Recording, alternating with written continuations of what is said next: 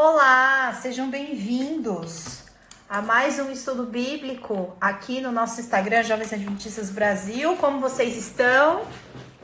Para você que está assistindo ao vivo, esse estudo está no domingo à tarde. Você já almoçou?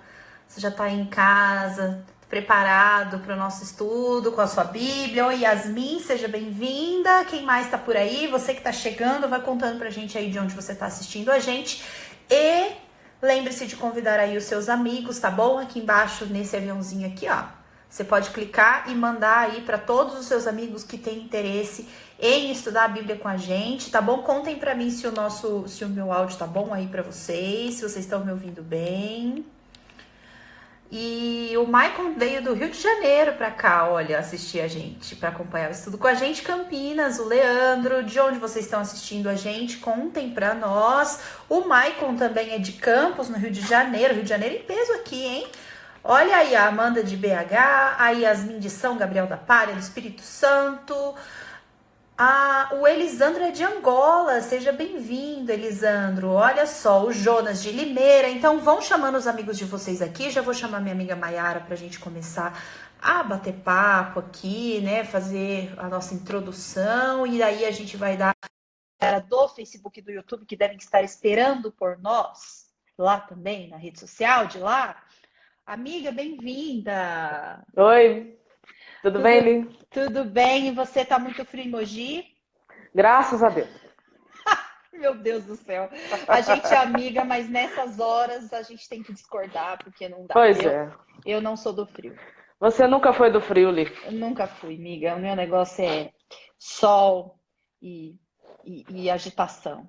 Ó, que bom que estamos aqui mais um dia, mais uma tarde. Vocês que estão aí, gente, acompanhando com a gente o estudo bíblico de Daniel, aproveita esses minutinhos que nós vamos lá no Facebook, dar o start na live por lá, e aí vocês vão convidando os amigos de vocês aqui no Instagram, tá bom?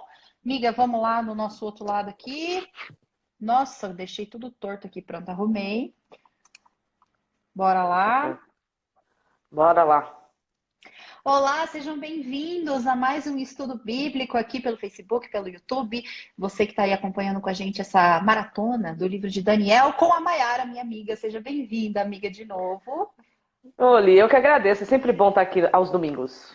É um domingão diferente, né, amiga? No nosso estudo bíblico, o pessoal, ao invés de dormir, vem estudar a Bíblia. É isso aí. É isso mesmo. Enquanto a gente vai aqui na introdução, vai chamando seus amigos, vai compartilhando essa transmissão, chamando quem você sabe que tem interesse em estudar a Bíblia para vir estudar o capítulo 4 de Daniel com a gente. Aproveitando, vamos falar para o pessoal, amiga, que quem não acompanhou os estudos dos capítulos anteriores, os estudos estão disponíveis para você que está aqui no Instagram, estão no nosso IGTV, é só ir lá, você vai ver a série. E aí tem lá todos os capítulos anteriores, 1, 2 e o 3. Você que está aqui no Facebook e no YouTube, mesma coisa. Só clicar na nossa área de vídeos, os nossos estudos anteriores estão por lá. E hoje, amiga, um capítulo icônico desta história que poderia sim ser facilmente uma série televisiva, porque com seus altos e baixos estamos aqui no capítulo 4 com muitas emoções.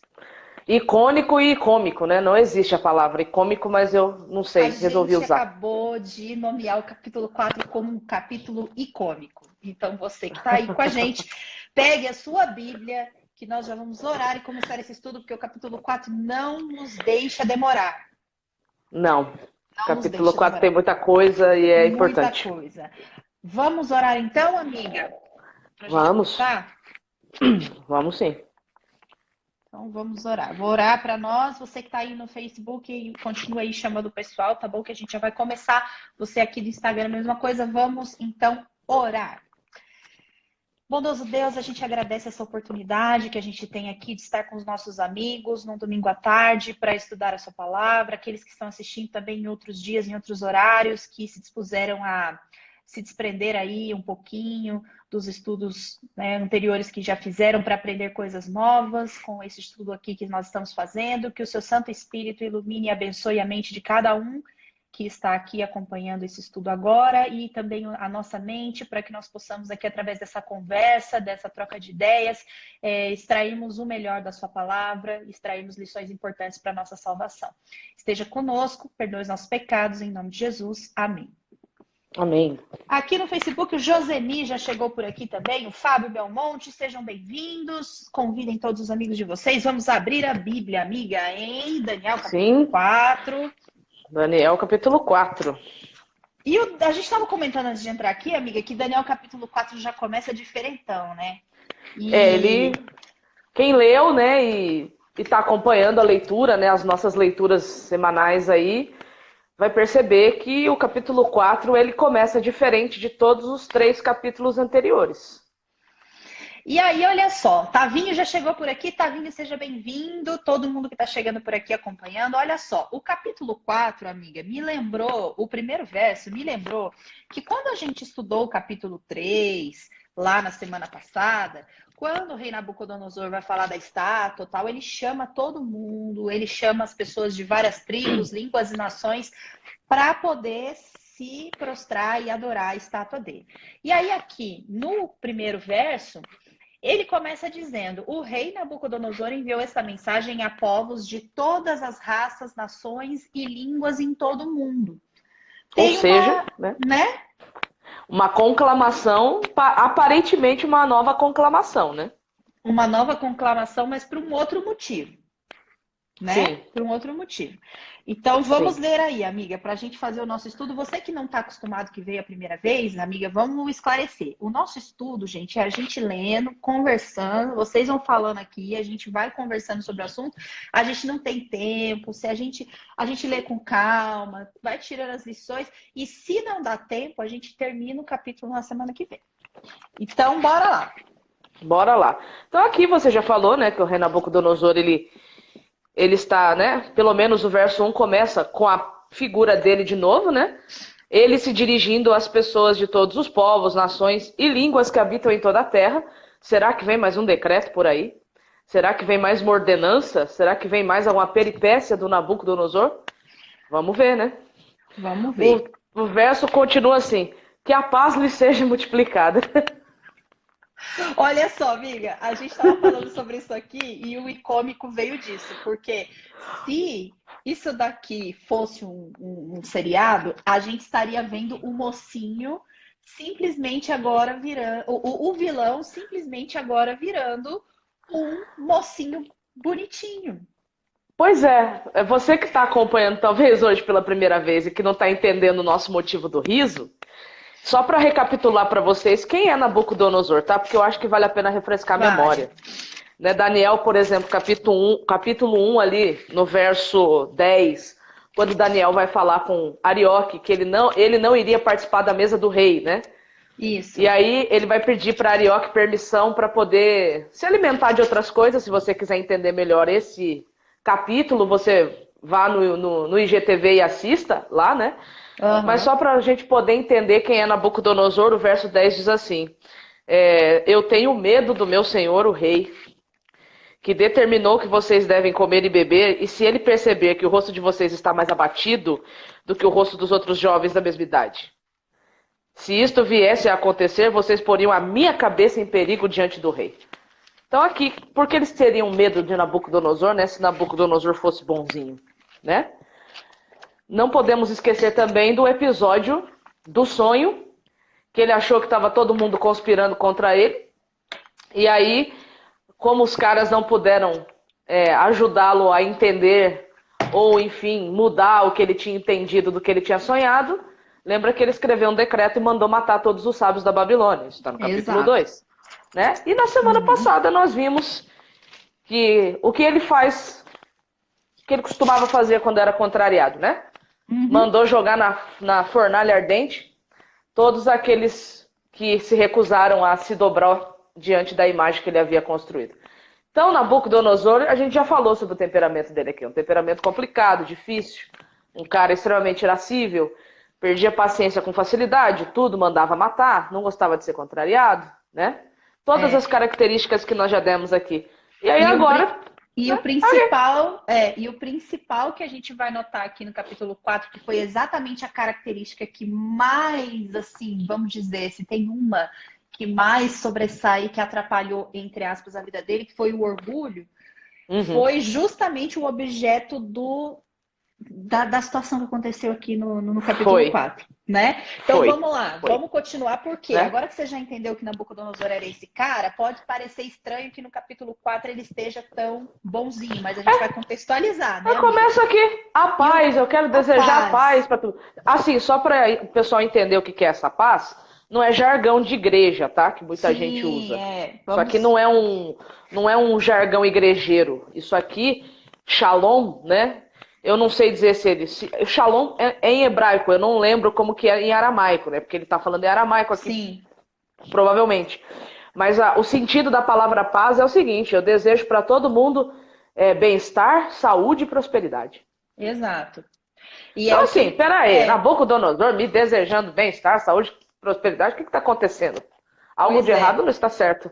E o detalhe também interessante desse capítulo 4, amiga, é que é o próprio Nabucodonosor escrevendo ali, falando ali o relato do que aconteceu, né? Sim. Porque dá a impressão aqui, pelo menos na leitura, que é ele contando a versão dele sobre aquilo que aconteceu. Então, no capítulo 4, é ele próprio, Nabucodonosor, contando os fatos sobre o que aconteceu com ele. Exatamente. Né? Tipo um testemunho, né? Exatamente. Então, vamos lá, continuemos. Continuemos, que aí o verso 2, além dessa chocante paz que ele deseja para todo mundo, ele ainda diz assim: pareceu-me bem tornar conhecido os sinais e as maravilhas que Deus, o Altíssimo, tem feito para comigo. Aqui já tem uma diferença também.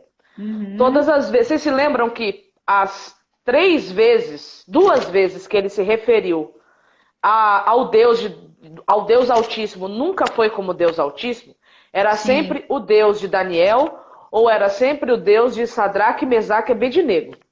Aqui já não é mais assim. Aqui já é o Deus Altíssimo e já é o Deus que tem feito coisas para ele, o Deus que ele tem conhecido. Então ele já começa a se referir aqui a esse Deus de uma forma diferente das outras vezes que ele se referiu. Sim. E aí no verso 3 ele vai louvar. Você vai ter um louvor de Nabucodonosor aqui, porque ele vai dizer assim: como são grandes os seus sinais e como são poderosas as suas maravilhas. O seu reino é um reino eterno, o seu domínio se estende de geração em geração. Peraí, o cara que... Eu não sei quanto tempo faz isso aqui, do capítulo 3 para o 4, a gente não tem noção de quanto tempo passou.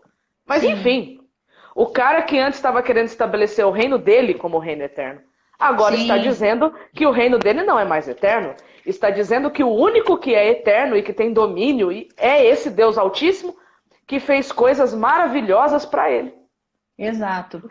Então aqui você já percebe, né? Uma mudança de comportamento, uma mudança ali da forma como ele se referiu e da forma como ele enxerga o Deus Altíssimo, né? Então já mudou o panorama aí. Aí no verso 4 ele começa a contar o relato, certo? Isso, certo. Quer ler aí, Li? Na sua? Lá, então. Eu, Nabucodonosor, vivi em meu palácio com todo conforto e prosperidade. Ou seja, tá. ele vai começar a contar, certo? Ele vai começar a contar. E aí o verso 4 é interessante porque ele diz assim: eu, Nabucodonosor, eu estava tranquilo em minha casa e feliz no meu palácio. O que dá a entender isso? Vamos supor que ele já fosse um idoso, certo aí? Sabe quando você alcança tudo que você pretendia alcançar na vida? Sim. É como se você já tivesse chegado no topo.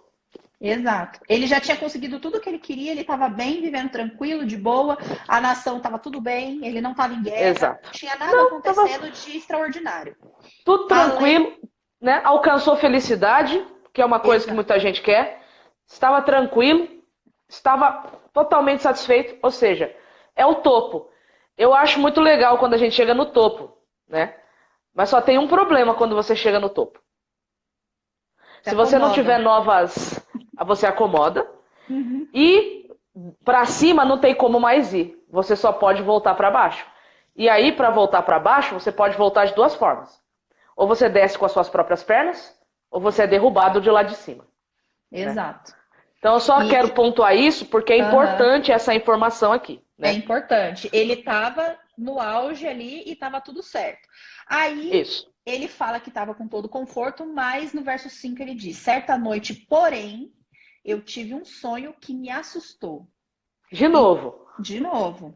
De novo ele teve um sonho. Só que assim, amiga, o detalhe eu até grifei aqui, porque da primeira vez, quando ele tem o outro sonho e tal, parece que Nabucodonosor, ele fala aqui, quer ver, ó, o sonho perturbou ele, né? E ele precisa saber o que significa.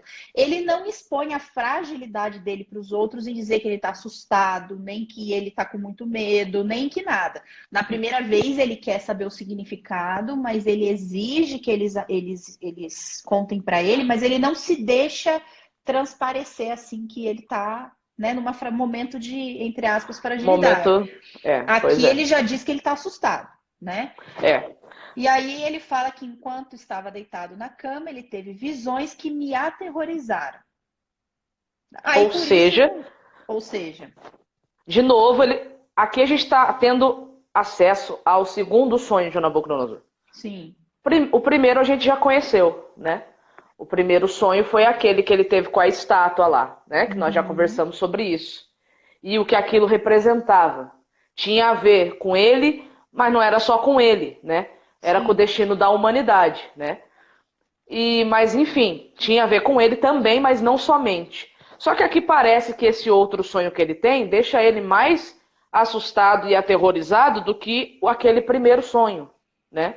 Porque aqui ele fala de medo, ele fala de espanto, ele fala de perturbação, né? Ele ficou perturbado, né? Então você tem mais adjetivos, assim, de terror do que daquele primeiro sonho, né? E mais para frente na leitura dá a entender que ele percebeu que tinha a ver com ele, pessoa. Diferente do sonho anterior, que igual a gente explicou, se você não assistiu do capítulo 2, a gente falando sobre a questão de que quando ele viu a estátua, ele sabia que aquilo tinha a ver com povos e nações, porque isso simbolizava na cultura babilônica que uma figura, né, uma figura humana, uma figura, né, igual ele enxergou, tinha a ver com povos, nações e era político. Aqui ele enxerga que é com ele o negócio, né? E aí ele continua no 6, a mesma cena que aconteceu no 2. Vai, lê aí, amiga. Por isso, expedi um decreto, ordenando que fossem trazidos à minha presença todos os sábios da Babilônia para que me revelassem a interpretação do sonho. Então aqui você já tem uma diferença, né? O tom não é mais um tom tão agressivo, né? Como foi naquela primeira circunstância, né? E aí no 7 diz, então vieram os magos, os encantadores, os caldeus e os feiticeiros, e eu lhes contei o sonho, diferentemente da primeira vez, que ele não estava querendo contar, né? Então eu lhes contei o sonho, mas eles não puderam me revelar a sua interpretação. Por fim, apresentou-se Daniel, que é chamado de Beltesazar, em honra ao nome do meu Deus. Ele tem o espírito dos santos deuses, e eu lhe contei o sonho, né? E aí nós vamos ver o que é que ele conta aqui. Agora, interessante aqui é que da outra vez, Daniel também não tinha sido chamado.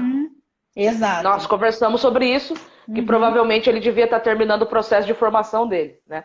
O que dá a entender aqui é que ele também não foi chamado. Mas ele entrou na presença do rei. Ele entrou, falou, eu vou também, né? Eu vou também, e foi, né? E entrou na presença do rei. Parece que Nabucodonosor ele podia ter cortado um caminho longo e poderia ter ido direto a Daniel, né? Porque ele já havia tido uma experiência com Daniel, já sabia, né? O engraçado é exatamente isso. Nabucodonosor já tinha passado por isso lá atrás e aconteceu a mesma coisa, e aí chamou e etc. E Daniel foi quem foi lá, orou a Deus e recebeu a revelação do que significava o sonho. Aí ele vai, chama todo mundo e não chama o bendito do Daniel. Mas Daniel não era tímido, não. Falou, não, vou deixar que eu vou. Ele falou assim, quer se eu fui da primeira vez, eu vou de novo. Não tem problema, não? Exatamente. Aí continua, ele disse, né, para Beltesazar, né? Que é Daniel. Que é o verso 9, que aí ele vai contar para Daniel o sonho, né?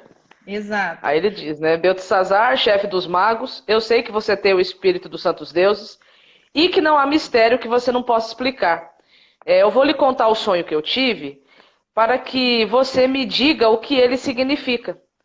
Estas foram as visões que passaram diante dos meus olhos quando eu estava deitado na minha cama. E aí agora ele vai contar. Eu estava olhando e vi uma árvore no meio da terra, cuja altura era enorme. A árvore cresceu e se tornou forte, de maneira que a sua altura chegou até o céu. ela podia ser vista desde os confins da terra. A sua folhagem era bela e o seu fruto era abundante, e nela havia sustento para todos. Debaixo dela, os animais selvagens achavam sombra, e as aves do céu faziam morada nos seus ramos, e todos os seres vivos se alimentavam dela. Só vou fazer um parênteses aqui, que é muito legal o que ele está narrando aqui. Sabe por quê? Porque se lembra muito com o que Deus havia falado para ele, através do sonho e através de Daniel, em relação ao que Deus queria dele. Isso se você voltar a ler, por exemplo, Daniel 2, verso 36, 37 e 38, a gente encontra o primeiro sonho, né? A explicação do primeiro sonho. E aí ele fala, né? Olha, rei, a interpretação do sonho é essa, né? O Senhor, ó rei, que é rei de reis, a quem o Deus do céu conferiu o reino, o poder, a força e a glória, em cujas mãos foram entregues os filhos dos homens, onde quer que eles habitem, e os animais do campo e as aves do céu, para que dominasse sobre todos eles o Senhor, ó rei, a cabeça de ouro. E lembra que a gente conversou naquela ocasião que Deus estava querendo estabelecer uma aliança com Nabucodonosor. Lembra? Sim. Que essas mesmas palavras a gente encontra lá em Gênesis 1, 26 e 27. Então dá a impressão que a mesma aliança que ele queria fazer com Adão, que ele fez com Adão, ele queria fazer com Nabucodonosor, para que Nabucodonosor fosse o representante dele, Deus, ali na Babilônia. Sim. E, de novo, ele está tendo um sonho agora que reforça essa ideia. Agora ele não é mais uma cabeça de ouro, ele é uma árvore grande, frondosa, que embaixo dela haveria sombra para todo mundo, tanto nações como animais, haveria alimento, haveria aconchego, né? Haveria acolhida. Então Deus estava dizendo para Nabucodonosor nesse sonho que ele ainda esperava de Nabucodonosor. Sim. Que Nabucodonosor fosse todas essas coisas que o texto bíblico está falando aqui. Mas o texto tem um detalhe. Quando ele fala no verso 11 que a árvore cresceu e se tornou forte, ele fala que a árvore ela cresce, a sua altura chega até o céu. Até o céu. É. Se você tiver boa memória ou não também, não tem problema, você vai se lembrar que isso pode ser uma referência a Babel. Sim. Lembra da torre que foi construída? A gente até comentou na lição 2, eu acho, né? Foi. Que era para ele crescer, mas o crescimento que ele teve, né? Ele cresceu de tal maneira aos próprios olhos dele, que o intuito dele não era ser o que Deus tinha planejado, mas o intuito dele era crescer até o céu. E a gente já entendeu isso nos estudos anteriores, que isso é uma representação da presunção humana em querer assumir, querer tomar o lugar de Deus. O orgulho se tornou algo tão, né, tão imenso, tão que na verdade não tinha problema ele ser um reino próspero, né? Não. E na verdade Deus o tinha chamado para que ele fosse isso tudo. A questão é que ele não se contentou com o chamado, ele quis ser acima daquilo que, para o propósito do qual ele foi chamado para ser, ele queria ser muito mais. Ele não queria ser só aquilo. Ele chegou naquele ali, ele queria ser mais. Então, ele não queria servir, ele queria ser servido. Exato. Né? E aí, amiga, eu achei bem interessante essa questão aqui até colocar uma pergunta aqui, né? Onde é que foi que estava Daniel? E por que Daniel, se Daniel era o chefe, né? Era o administrador, ele não teria que estar lá?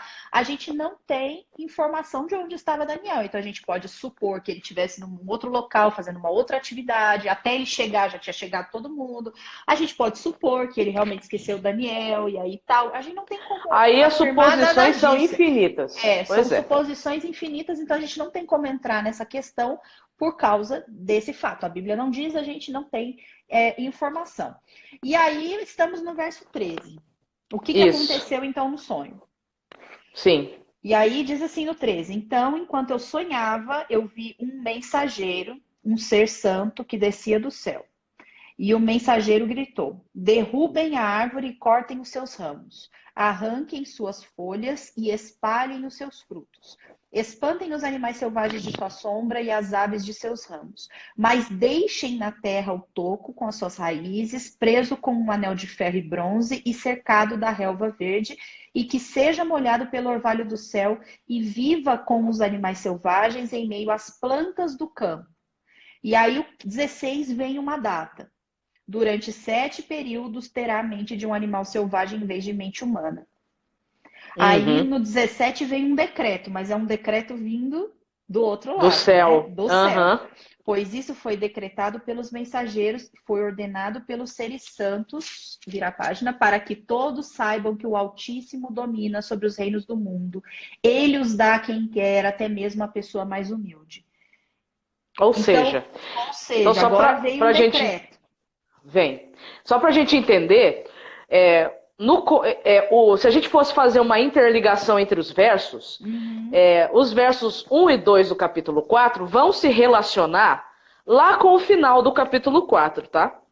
Com os versos 34, 35, 36, certo? 37. Isso, até o 37. Porque aqui, a partir do capítulo 4 ali, até o 33, 34, né?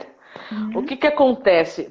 Parece que você tem um parênteses aonde Nabucodonosor vai contar o que aconteceu com ele para ele chegar à conclusão que nós lemos nos versos 1 e 2. Exato. Parece que a gente está indo de trás para frente, né? Tipo, ele vai testemunhar o que aconteceu com ele, né? É o que vai acontecer aqui. Então ele teve um sonho, o sonho mexeu com ele. Mexeu mais do que o outro sonho, porque agora era totalmente pessoal. Era totalmente direcionado a ele, entendeu? Mostrava assim a expectativa de Deus em relação a ele. Todavia, mostrava que ele ainda continuava uma pessoa orgulhosa. Aqui tem tanta coisa. Se você for estudar depois o Apocalipse, você entende esse negócio de besta, um homem que vira uma besta, ou um homem que é representado por uma besta que representa um homem. Porque é o que está acontecendo aqui. A gente já vai chegar lá, né? Aqui mais para frente na leitura, porque aí Daniel vai começar a explicar para ele o sonho, né? Porque no 18, né, ele vai dizer, né? Aí, assim, antes de chegar no 18, no final do 17, quando fala depois do decreto, né?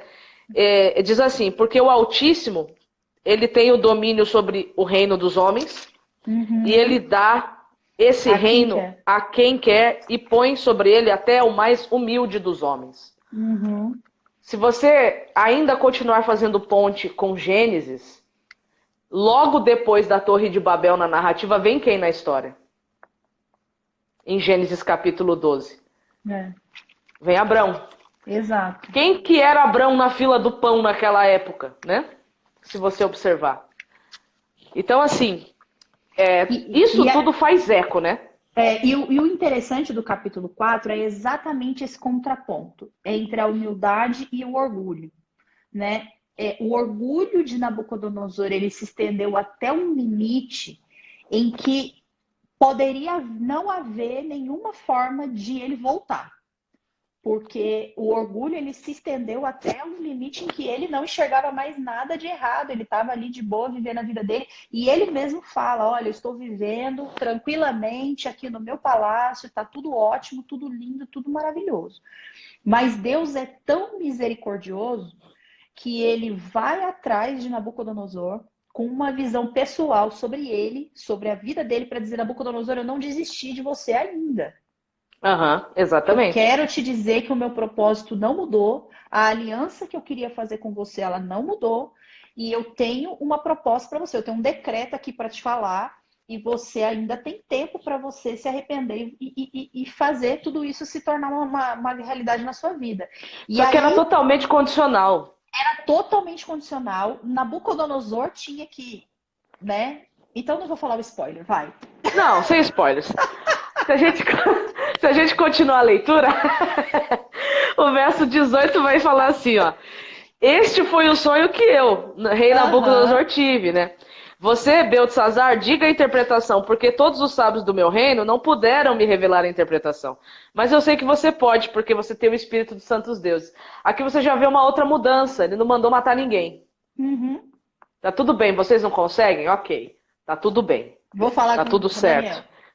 Aí o 19 diz, né? Então, Daniel ficou perplexo por algum tempo. Interessante isso aqui. E os seus pensamentos se perturbaram. Então agora quem está perplexo e perturbado não é mais Nabucodonosor. Agora é Daniel, né? Ele não está perplexo e perturbado porque a vida dele corre risco, não é isso. Aqui eu tenho uma impressão, eu não sei se você teve essa impressão. E vamos continuar lendo para a gente poder entender, para ver se você teve a mesma impressão que eu. Né? O rei diz para ele assim, ó, Beltesazar, não deixe que o sonho ou a sua interpretação o perturbem. E aí Daniel responde para ele, meu senhor, quem dera o sonho fosse a respeito daqueles que o odeiam, e a sua interpretação se aplicasse aos seus inimigos. Daniel está perturbado, não é porque ele está com medo que alguma coisa aconteça com ele. Daniel está perturbado porque dá a impressão aqui que ele gostava muito de Nabucodonosor. E dá a impressão também, pelo próprio comportamento de Nabucodonosor, com relação a essa frase que você leu, que eu até grifei, que ele fala, Beltesazar, não se assuste com o sonho nem com o seu significado. Ele fala quase que com carinho para Daniel, dizendo assim, eu sei que esse negócio é comigo, mas eu preciso que você me diga, porque eu preciso ouvir. E você precisa me dizer.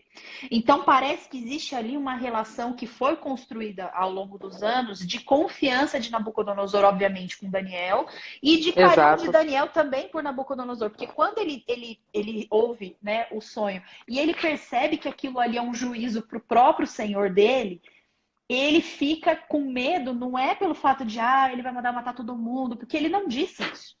O comportamento dele não foi esse. E o jeito dele falar com Daniel também não foi um jeito que a gente está acostumado a ouvir Nabucodonosor como um tirano, como um cara que eu quero saber agora na minha mesa aqui o negócio e se não falar, acabou. Ele fala também com um jeito assim, Daniel, eu sei, sabe? Mas eu preciso que você me diga. Então, aí Daniel tava mal, cara, ele ficou mal. Tava mal, Daniel ficou assim, mal. Puxa. E aí agora Daniel vai dizer, Daniel não foge não. Ele tá chateado, a notícia não é boa, mas ele fala a verdade, ele não deixa de falar a verdade, né? E aí ele vai falar, ó, a árvore que o senhor viu, que cresceu, se tornou forte, cuja altura chegou até o céu, que foi vista por toda a terra, cuja folhagem era bela, cujo fruto era abundante, na qual havia sustento para todos, debaixo da qual os animais selvagens achavam sombra, e em cujos ramos as aves do céu faziam morada, aquela árvore é o Senhor, ó rei, que cresceu e veio a ser forte. A sua grandeza, ó rei, cresceu e chega até o céu, e o seu domínio se estende até a extremidade da terra. Então ele está dizendo, a árvore é você. Sim. Certo? E aí o 23 fala assim, né? Quanto ao vigilante, ou santo que o rei viu, que descia do céu e dizia, cortem e destruam a árvore, mas deixem o toco com as raízes na terra, amarrado com correntes de ferro e de bronze, em meio à erva do campo, que esse toco seja molhado pelo orvalho do céu, e que a parte que lhe cabe seja com os animais selvagens, até que passem sobre ele 7 tempos, esta é a interpretação, ó rei, e este é o decreto do Altíssimo, que virá contra meu senhor, o rei. Sobre 7 tempos falaremos mais pra frente, tá? Sim, mais pra frente. E aí ele diz, o Senhor será expulso do meio das pessoas, e a sua morada será com os animais selvagens. O Senhor comerá capim como os bois e será molhado pelo orvalho do céu. E passarão 7 tempos até que o Senhor, ó rei, reconheça que o Altíssimo tem domínio sobre os reinos do mundo e os dá a quem ele quer. Quanto ao que foi dito, que se deixasse o toco da árvore com as suas raízes, isto significa que o seu reino voltará a ser seu, depois que o Senhor tiver reconhecido que o céu domina. Aí vem um conselho, cara. Daniel tá coraçãozinho, parece assim, angustiado. Aí ele vira assim, ó, portanto, ó rei, aceita o meu conselho? Abandone os seus pecados. E aí ele vai dizer que pecados são esses, né? Pratique a justiça e acabe com as suas iniquidades. Use de misericórdia para com os pobres, assim talvez a sua tranquilidade se prolongue. Né? Então o que dá a entender é que Nabucodonosor era um cara injusto e era um cara opressor. Exato. Né? Que oprimia as pessoas. E aí o sonho relembra que ele não foi colocado como rei para ser injusto e opressor. Ele foi colocado como um rei para poder servir as nações. Tanto na figura lá do capítulo 2 que a gente leu, como na representação da árvore aqui nas suas funções. Exato. Então o que dá a entender é que ele está fugindo, né, desse plano, ele está fugindo do chamado que ele havia recebido. Né? Sim. E aí Daniel dá um conselho para ele, se arrependa. Agora vem o conselho de Daniel e o decreto vem para dizer justamente isso, para que quando ele tivesse aprendido que é Deus quem domina, é Deus quem coloca os poderes onde estão, que é Deus que rege as nações, que é Deus que faz tudo, aí sim ele teria o seu reino novamente, ele voltaria como estava. Mas Ou veja seja, só, o juízo sobre ele, antes de você comentar ali, o juízo sobre ele não era um juízo para matar, para destruir, não, tá era isso que eu ia perdido, vai dizer, pro inferno. Não é isso. Não era é um isso. juízo visando salvar o próprio instrumento Porque que o era juízo Nabucodonosor. divino sempre visa salvação. Uhum, Os juízos exato. divinos sempre visam salvação. Então, quem ensina aí que o juízo é uma coisa ruim e que é porque Deus está querendo mandar fogo e raio em todo mundo, não entendeu nada. Não, E não conheceu a Deus, porque Deus não é assim. exatamente. O juízo para Nabucodonosor foi algo que literalmente salvou a vida dele. Foi. Que salvou Foi a vida algo dele. assim. Foi algo. Parece assim, já tentei de tudo, então agora eu vou fazer isso aqui. Eu quero ler uma frase, amiga, meu livro preferido, que tá aqui. Cadê? Ai, Meu adoro livro Lewis. preferido, dá licença. O meu tá Leia, por velhinho, mas favor. vocês podem comprar Eu uma tenho um desse versão. também. Você tem um desse? Se vocês comprarem Mas uma eu quero versão. comprar a coleção. Então, Cadê? Tavinho? Eu quero a coleção, tá? Avinho! Ô, gente, Tavinho? eu tenho a coleção, mas eu leio nesse antiguinho aqui mesmo, porque é o meu que eu sempre leio. Tem uma frase aqui no livro que tem tudo Sim. a ver com essa questão do orgulho e da humildade. E eu queria Sério? falar sobre isso porque a gente vai falar de estado mental agora. E aí, isso aqui tem tudo a ver, ó. Que é uma frase que tem aqui no livro, que eu acho sensacional, que diz o seguinte, ó. Deixa eu ver se eu não achar aqui, eu anotei no caderno. Espera aí. Que eu quero ler para as pessoas saberem que eu peguei do livro mesmo. Mas, se eu não achar, aí eu leio aqui, ó. Tá aqui, ó. Diz assim: o orgulho, eu tô sem óculos, tá ótimo, mas é que o óculos fica dando coisa aqui. O orgulho, o orgulho é o estado mental mais oposto a Deus que existe. E é isso. Olha aí. Isso é sério. O estado mental mais oposto a Deus que existe. Ou seja, às vezes a gente brinca com essa questão de orgulho, e às vezes a gente acha que é um negócio mais assim. A gente ter um orgulho tão assim elevado, igual está acontecendo aqui nessa história com Nabucodonosor, impede que a gente reconheça qualquer coisa. Exato. Impede que a gente reconheça qualquer coisa, que a gente ache que precisa de Deus, que a gente ache que a gente tem alguma coisa para mudar, alguma coisa para deixar para trás, alguma coisa para pedir perdão, e isso é o que mais acaba com o nosso relacionamento com Deus. E Deus está tentando resgatar isso desesperadamente em Nabucodonosor e toma uma medida desesperada ali, quase. Exato. Né? E aí acontece Exatamente. isso. A gente não pode deixar de lembrar que a escolha que Nabucodonosor estava fazendo aqui, de não querer ser aquilo que Deus havia proposto, mas ser o oposto, lembre-se que esse oposto aqui, ele tem uma comparação no livro de Isaías. Lembra que a gente sempre lê esse texto? Sim, sempre exato. Lê. A gente até leu, eu deixei até daqui da semana passada. Isaías 14. Né? Cadê 14? Isaías 14, lê de tá novo. Marcado da semana por que o orgulho é sério? Lê pra Aqui. gente aí de novo. 14, verso 12. Como você caiu dos céus, ó estrela brilhante, filho da alvorada? Foi lançado à terra, você que destruía as nações. Pois dizia consigo, subirei aos céus e colocarei meu trono acima das estrelas de Deus. Dominarei no monte dos deuses, nos lugares distantes do norte. O 14, subirei aos mais altos céus e serei como Altíssimo. Olha aí. Quem é que foi assim no passado? Foi Lúcifer.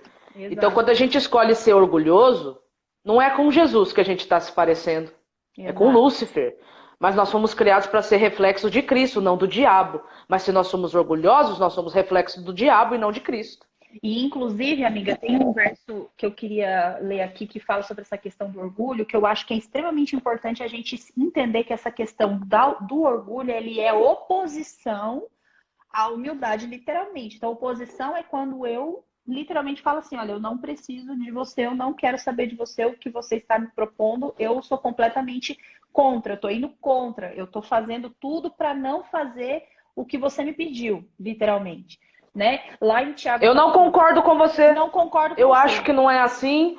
e eu acho que do meu jeito é melhor do que o seu, porque eu sei mais do que você. Resumidamente, Exato. orgulho também representa isso.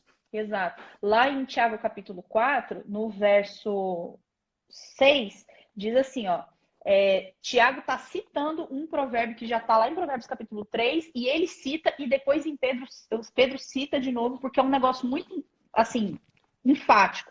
E aí diz assim, ó, Deus se opõe aos orgulhosos, mas concede graça aos humildes. É exatamente isso que está acontecendo aqui. Ele está dizendo assim, Nabucodonosor, eu não concordo com isso aí que você está fazendo, e eu não concordo com esse seu comportamento e o seu orgulho. E por que que eu não concordo? Porque eu já Eu vi, já eu já vi isso passei por isso acontecer. antes, eu já vi acontecer, e eu sei que não termina bem. Então me Exato. ouve, por favor, me ouve, Me ouve. né? E aí o verso diz, mas ele concede graça aos humildes. Lá em Pedro ele vai falar a mesma coisa, 1 Pedro 4, verso 5, ele diz a mesma coisa. Mas Deus se opõe aos orgulhosos, mas concede graça aos humildes. Por quê? Porque ele está dizendo, olha, se você se humilhar, e se você reconhecer, tudo bem, só que você precisa desse seu momento, você precisa reconhecer, você precisa entender. Quando você entender, você vai retomar o seu trono e retomar tudo de onde estava, porque aí você entendeu que não é você, Exato, né? exato. E aí E aí continuemos. o texto continua e diz assim no 28, tudo isso de fato aconteceu com o rei Nabucodonosor. Sim. Ou Uhum, seja, ele não deu ouvidos, né? Só que aí uhum, o 29 vai explicar que demorou um ano. Não foi assim da noite para o dia. Passados 12 meses, quando estava uhum. passeando no terraço do palácio real da cidade da Babilônia, o rei disse: Não é esta grande Babilônia que eu construí para a casa real, com o meu grandioso poder e para a glória da minha majestade? Olha aí, O orgulho, né? meu, eu, e eu que Os fiz, pronomes e o meu. possessivos, né? Vai lá. E aí diz: Enquanto o rei ainda falava, veio uma voz do céu que dizia: A você, rei Nabucodonosor, se anuncia o seguinte: este reino lhe foi tirado. Você será expulso do meio das pessoas, e a sua morada será com os animais selvagens. Você comerá capim como os bois, e passarão 7 tempos até que você reconheça que o Altíssimo tem domínio sobre os reinos do mundo e os dá a quem ele quer. No mesmo instante se cumpriu a palavra sobre Nabucodonosor. Ele foi expulso do meio das pessoas e começou a comer capim com os bois. O seu corpo foi molhado pelo orvalho do céu, até que lhe cresceram os cabelos como as penas da águia e as suas unhas como as garras das aves. Mas ao fim daqueles dias, eu, Nabucodonosor, levantei os olhos ao céu e recuperei o entendimento. Então eu bendisse o Altíssimo e louvei e glorifiquei aquele que vive para sempre. O seu domínio é eterno e o seu reino se estende de geração em geração. Todos os moradores da terra são considerados como nada, e o Altíssimo faz o que quer com o exército do céu e com os moradores da terra. E não há quem possa deter a sua mão e nem questionar o que ele faz. Nesse tempo, recuperei o entendimento, e para a dignidade do meu reino, recuperei também a minha majestade e o meu resplendor. Os meus conselheiros e os homens importantes vieram me procurar. Fui restabelecido no meu reino. E olha que interessante essa partezinha aqui. E a minha grandeza se tornou ainda maior. Mas Eu agora não até era por causa dele. É porque ele havia se rendido finalmente a Deus. Então veja, né, quando a gente se rende a Deus, se a gente já acha que faz grandes coisas por nós mesmos, nas mãos de Deus, de fato, grandes coisas irão acontecer.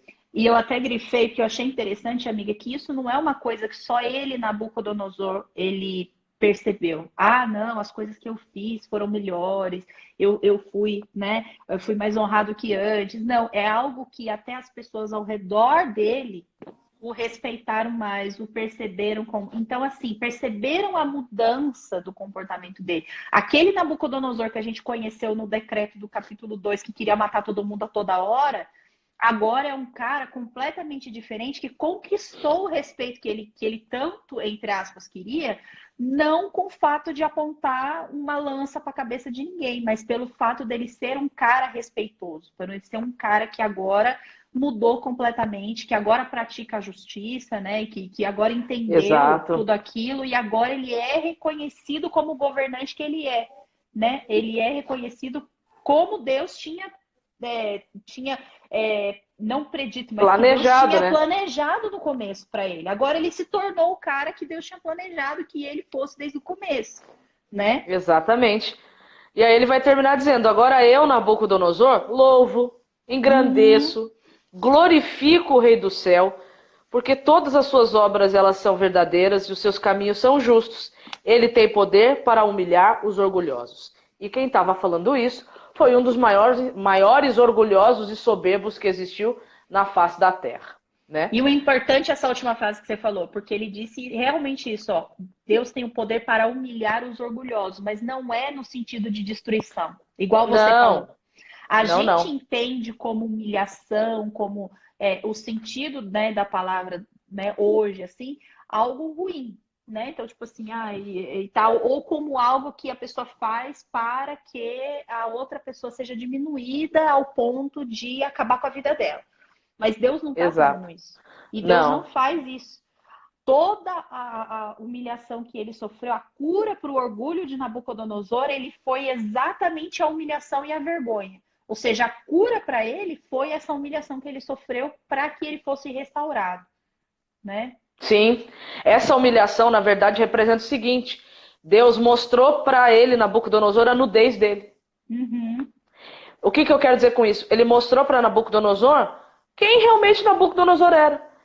Então, assim, a gente se humilhar perante Deus é nada mais, nada menos nós reconhecermos quem nós somos e quem Ele é. Uhum. E quando a gente Exatamente. reconhece quem verdadeiramente nós somos e quem Ele é, a gente abre o precedente para que aquilo que Ele é, através dele, nós também possamos ser. E é muitas vezes no momento em que a gente passa por alguma situação fora da nossa zona de conforto é que a gente consegue enxergar. Às vezes as coisas ao redor estão igual o Nabucodonosor, né? Estão tão bem, a gente está tão na calmaria, né? A gente está tão indo no embalo da vida, a gente está achando que está tudo super bem, que tudo aquilo que a gente queria a gente conquistou, que a gente está sem problema nenhum acontecendo, sem nenhuma doença, sem nada. E a gente não toma esse tempo para poder enxergar quem a gente é comparado com quem ele é. Para que a gente Exato. consiga realmente enxergar que a gente não é nada e que a gente consiga enxergar que a gente realmente tem muitos problemas a resolver. Só que a gente, nosso orgulho, acha que só porque não está acontecendo nada, tá tudo bem. Tá tudo bem. Tranquilo e feliz no meu palácio, Tranquilo e feliz no meu palácio. né? Com as minhas Então, assim, flores lindas que estão aqui no meu jardim. então a gente precisa olhar assim para a história e precisa ver, primeiro, encontrar a misericórdia de Deus ali, porque ela está presente do começo ao fim. Então, mais uma vez, o grande personagem central da narrativa não é nem o Nabucodonosor que está contando ali, é o próprio Deus, o que Deus fez na vida de Nabucodonosor, certo? Exato. Então, a gente precisa entender que é o seguinte, de novo eu falo, você vê que Daniel sumiu nessa narrativa, né? Ele mal apareceu, Sim. né? Uhum. E eu acho assim, agora o tete a tete se foi de Deus com Nabucodonosor, pode ser de Deus com a gente também. Sim. Olha aí, eu estou tentando mostrar para você como você é orgulhoso. E como o orgulho não vai te levar para cima, embora você ache que você esteja subindo. O Uhum. orgulho, ele vai te trazer para baixo e pode ser que a forma como ele te traga para baixo vai ser bem dolorido. Ou pode ser que seja até fatal. Uhum. Né? Então, assim, Deus ele nunca desistiu de Nabucodonosor. Nunca. Nunca Ele, desistiu. ele Nunca. tinha um plano para ele, e embora Nabucodonosor tenha tomado outros caminhos, até o fim ali Deus estava tentando restituir, restaurar a vida. E nesse capítulo fica muito evidente isso. A própria visão e tudo aquilo que Deus fez se referia à pessoa de Nabucodonosor. Então Deus estava preocupado com a figura, pessoa de Nabucodonosor. Né? Aquele ser humano, Nabucodonosor, que estava naquela Exato. situação. E aí ele se preocupa em dizer, Nabucodonosor, você não está andando nos meus caminhos, você não está cumprindo o plano, mas eu tenho um decreto para você e isso vai acontecer, mas e tudo isso é para a sua salvação, não para que eu te humilhe, para que todos riam de você e tudo mais, mas para que você perceba e você tenha uma chance, né, de você conseguir Uhum. reconhecer, porque eu acho que o orgulho ele cega de uma tal forma, né, que a gente até perde a noção do que precisa. Você perde a sanidade mental. A Olha o que sanidade aconteceu com Nabucodonosor. Ele perdeu a sanidade mental. Ele estava se comportando como um animal. Aí vai ter muitas explicações. Vai ter gente que vai dizer que ele ficou doente. Aí, enfim, eu não vou entrar nisso porque não não é o importa propósito aqui, o que interessa Não. é... O propósito é mostrar que o que o orgulho faz com o ser humano. A gente se comporta feito animal e não reconhece.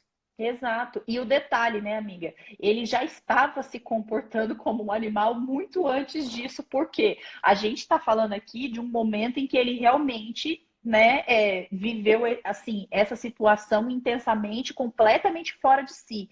Mas a gente tem que entender que o orgulho e ele não acontece de uma hora para noite, do dia para noite. E Nabucodonosor já vinha com essa falta de sanidade mental desde o começo do capítulo. Ele é insano, sempre foi insano. Insano desde sempre. Só que as situações pelas quais ele foi indo, a vida que ele foi levando e as coisas que foram acontecendo, levaram ele a um extremo muito surreal. Então, as Exato. coisas não foram do nada e acontecendo assim, num dia, e aí Nabucodonosor, ele era um cara irascível, como a gente falou, ele perdia o controle completamente quando alguém contrariava a vontade ele. dele. Então, assim, ele já estava, né, com essa questão do orgulho sendo nutrido por muitos e muitos anos ao longo do reinado, né? E ele, infelizmente, chegou nesse como que eu vou dizer? Sinuca de bico, como diz minha avó. É uma situação que, assim, Deus fez de tudo para evitar o máximo, porém, Exato. a escolha dele foi: não, eu não acho que não é isso, não. Até que ele tem o segundo sonho. E o segundo sonho traz pavor para ele. Por quê? Porque era muito mais medonho do que o primeiro. Sim. O primeiro era uma perda de trono, tá? Mas agora, o que é isso? Eu vou ser cortado? O quê? O que está acontecendo? Exato. Né? Então tinha outros elementos que tornaram a mensagem um pouco mais direta, mais reta e mais impactante.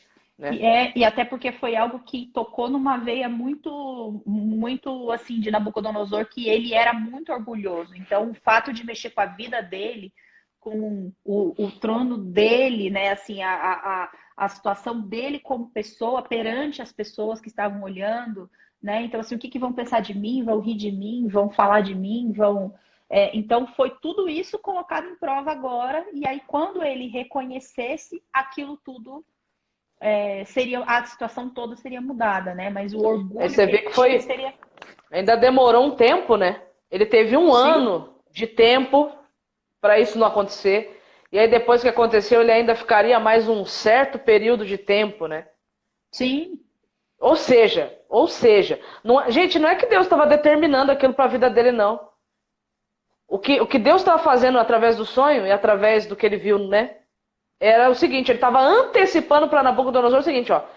Nem assim, nem comendo capim, você ainda vai reconhecer o seu orgulho com facilidade. Vai se passar sobre você 7 tempos. E é só no último que você vai reconhecer. Para você ver, né? Então...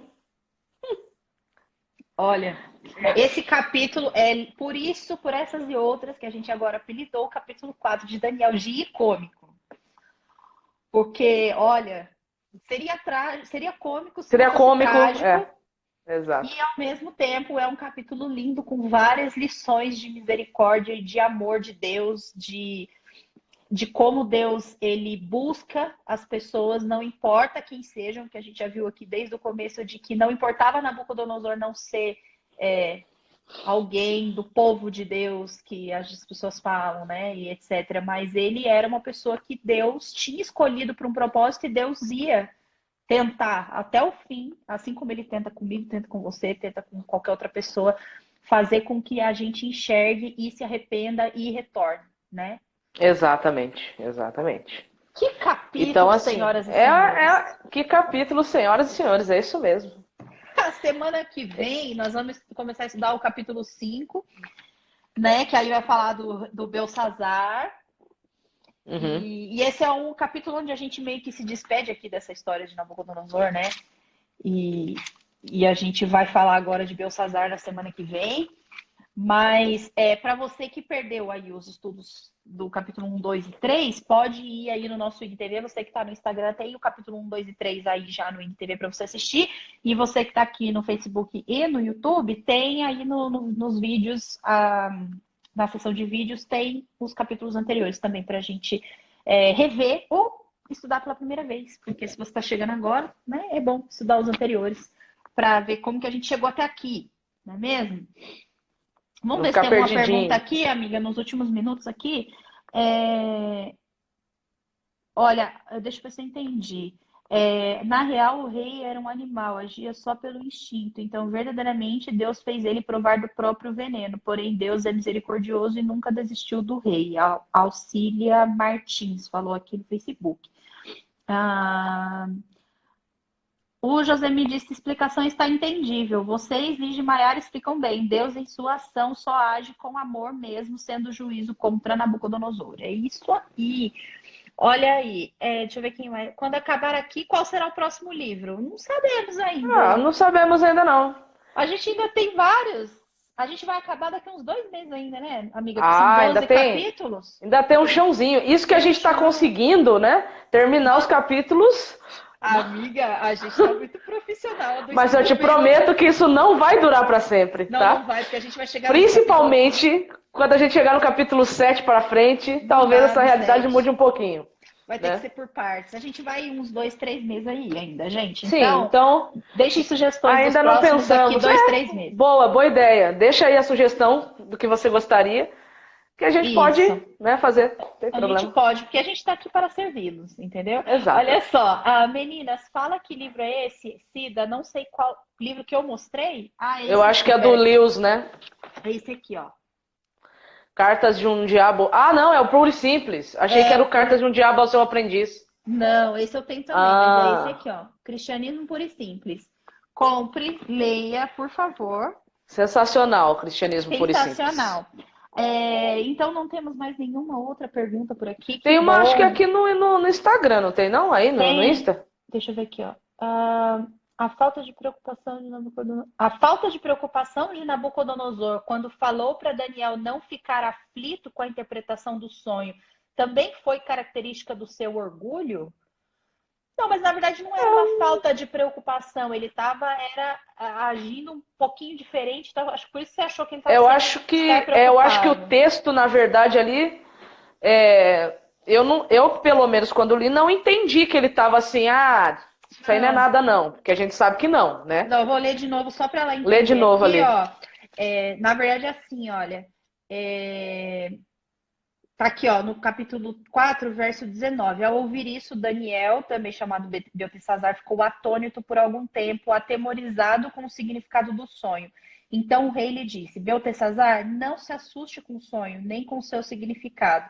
Aí Beltesazar responde: meu senhor, gostaria que os acontecimentos pronunciados nesse sonho ocorressem a seus inimigos e não ao rei. Na verdade, não é que Nabucodonosor não está preocupado. Ele está preocupado, mas ele está falando com carinho para Daniel, de que Daniel não precisava ter medo de contar para ele o significado daquilo. Porque no fundo eu entendi assim também. No fundo, ele já sabia que tinha alguma coisa muito ruim a ver com ele e ele queria saber da boca de Daniel o que era, porque ele confiava em Daniel, né?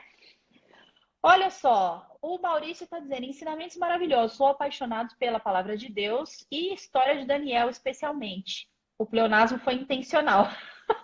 Que maravilha, Maurício. Adorei o pleonasmo, tá? A Mércia, primeira vez que participa. Que bom, seja bem-vinda. E no próximo domingo a gente espera às 15 horas aqui de novo. Ó, estamos falando aqui no Facebook que o próximo tem que ser Isaías. Isaías? Tá bom, podemos. Tá bom. É longo, hein? Nós vamos estudar até 2022, Isaías, né? Porque... Oh, meu Deus. Cara, Isaías é o maior profeta que tem no quesito escrito. Na verdade, amiga, deixa eu te contar um segredo. Eu acho que não é pelo livro. Eles estão escolhendo porque eles querem que a gente fique aqui eternamente com eles, entendeu? Eu também. Aí eles estão escolhendo. O próximo eles vão escolher Salmos. Que aí a gente fica... 119, né? Que aí é para fechar com chave de ouro, né? Ai, gente, mas é muito bom ficar estudando a Bíblia aqui com vocês, viu? Brincadeiras à parte. Nós estamos muito felizes de compartilhar esse momento, porque a gente aprende também, né, Maiara? Eles acham que a gente está aqui ensinando coisas, mas na verdade a gente que está aprendendo. A gente, na verdade, está mais aprendendo que ensinando. Estamos mais aprendendo que ensinando, isso é verdade. A gente, cada dia, tira uma lição diferente aqui que a gente, às vezes, leu a primeira vez, não entendeu ou não viu esse detalhe, e aí a gente passa de novo por ele, e aí a gente entende juntos, né? É isso Amiga, mesmo. vamos orar. E aí, gente, ó, vocês que ficaram aqui até o final, semana que vem, 15 horas, horário de Brasília, a gente volta, tá? Tanto aqui no Instagram quanto aqui no Facebook e no YouTube. Então, chama os amigos de vocês. Se vocês gostaram, convide alguém que você sabe que quer estudar a Bíblia, ou que não entende a Bíblia, ou que quer aprender novamente, algum, né? A pessoa que é interessada é o nosso público. Então, você já chama aí a pessoa que está interessada. Olha, agora o povo tá aqui, amiga, sugerindo um monte de coisa, olha. Estão sugerindo aqui, ó, os profetas menores também são muito interessantes, são mesmo. Ó, estão falando que tem que ser Apocalipse. Já estão, olha aqui, saludos de Los Angeles, Califórnia. Seja bem-vindo, viu? Saludos para Bem-vindo. você também. Então, vamos lá, vamos E apesar orar. que eu tenho o meu amorzinho, né? Ah, Eu tenho o meu amorzinho, que é Gênesis. amiga, mas assim, amiga, a gente. Ai, gente, não sei o que a gente vai fazer, porque cada um com seus amorzinhos, aí a gente. Mas, Mas mas aí tem um porquê. É o ah, ponto de partida de tudo. Se é você não entende o verdade. começo da história, você se perde no meio e não entende o fim. É verdade. E muita gente tem preconceito com Gênesis, porque acha que Gênesis é só genealogia, que Gênesis é só, é só coisas que. Não, gente. Tem que. Vamos pensar o que nós vamos fazer aí quando acabar Vamos o pensar, Daniel. tem tempo ainda, tem tempo. Tem tempo. Mandem suas sugestões e a gente vai pensar ainda o que a gente vai fazer. Vamos orar, amiga? Ora para nós aí, para a gente encerrar o estudo de hoje. Oremos então. Bom Pai, nós te agradecemos por esses momentos que passamos juntos aqui, lendo a tua palavra. E agradecemos porque a história de Nabucodonosor ficou registrada para a gente poder aprender as lições para a nossa vida. E entender que o mesmo Deus que esteve com ele no passado, querendo transformar o seu orgulhoso coração, é o mesmo Deus que está com a gente hoje, também querendo transformar o nosso orgulhoso coração.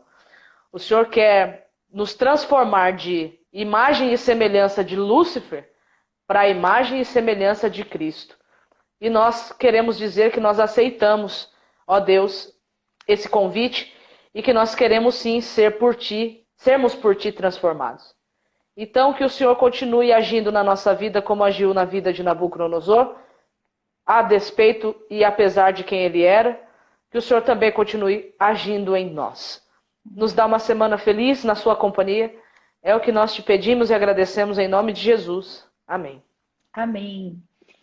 Gente, então, obrigada aí por vocês terem participado aqui com a gente, você aqui também. Semana que vem a gente se encontra novamente aqui, 3 horas da tarde, horário de Brasília, para estudar a Bíblia, capítulo 5 de Daniel. Estamos aí agora quase que deixando a fase histórica aí para entrar daqui a pouco na parte profética ali, ó, que vai ser, entendeu? Ah, vai ser bom. Então, aproveita a calmaria e vai lá e assiste os capítulos 1, 2 e 3, se você ainda não assistiu, e se prepara, porque semana que vem a gente vai estudar o capítulo 5.